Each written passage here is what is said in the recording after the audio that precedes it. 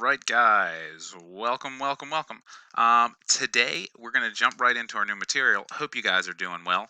You can see behind me it's pretty sunny out, so we're going to get this done quick, get you the information we need to know, and then I'm going to go play some disc golf. So, that being said, what we are looking at here first is parametric equations.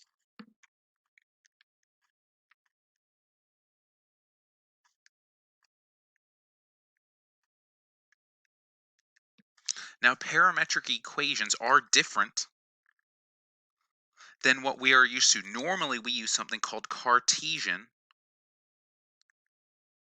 or rectangular equations.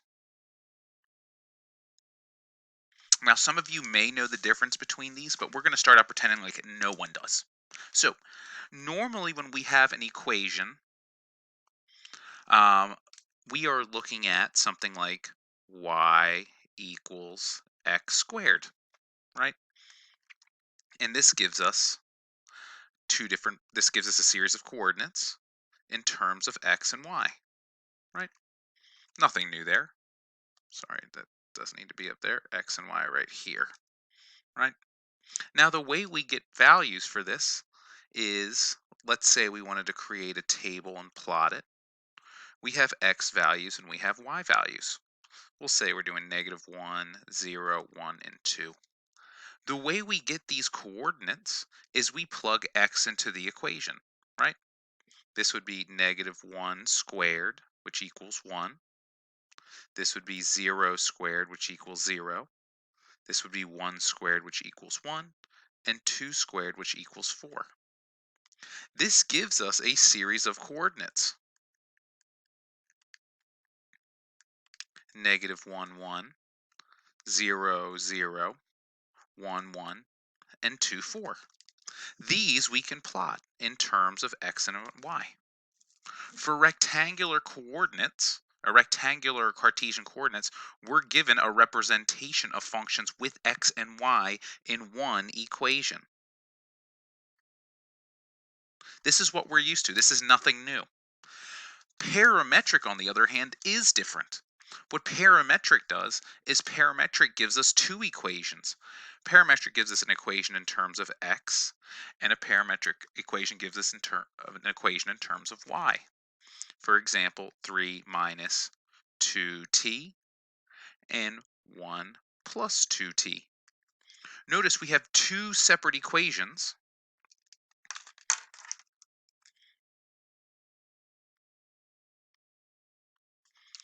We have two equations, one in terms of x and one in terms of y, but they both have t in them. Now, the reason why we have that in there is t normally stands for time. Now, if we're looking at graphing one of these or evaluating these, our table's going to look a little different than our table for Cartesian. We're still graphing everything in terms of x and y, right? We're still graphing on the same plane.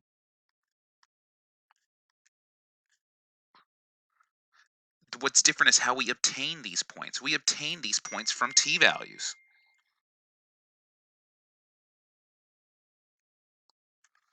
These are our t values. What we do to obtain these coordinates is we plug in these t values into our x and into our y equation. So first I plug in 3 minus 2 times 0 because I'm plugging in for t 0, which is 3. This gives me my x portion of the coordinate. For my y, it's 1 plus 2 times 0, which is 1. I now have one coordinate in terms of x and y based on a t value. What I want you to do is I want you to pause the video and see if you can fill in the rest of these equations. All right, let's go through it. 3 minus 2 times 1, which would be 3 minus 2, which is 2.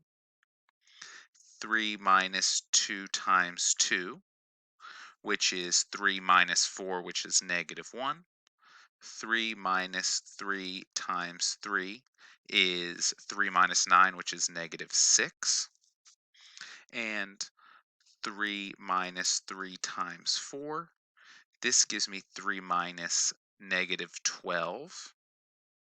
Oh, sorry, this should be 2. Silly me. I made a mistake here. 2 and 2. This would be 3 minus 6, which would give me negative 3. Sorry about that. And 3 minus negative 8, which would give me negative 5. So we've generated some x values here. 3, 2, negative 1, negative 3, and negative 5. We're going to do the similar process to figure out what our y values are going to be. 1 plus 2 times 1.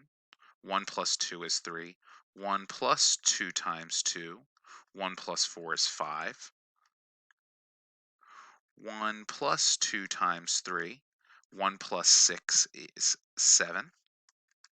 And 1 plus 2 times 4, which is 1 plus 8, which is 9. We now have 1, 2, 3, 4, 5 coordinates that we can graph. We can graph these just like we normally would. Again, relatively straightforward. One other thing that you are going to be asked to do for these is you're also going to be asked to just determine a value at a point. So that being said, we're going to look at, make sure you get snap a picture of this before we move up. All right.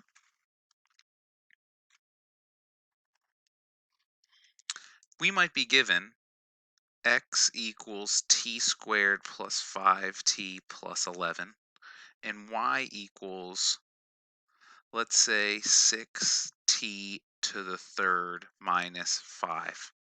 And they might say find the coordinate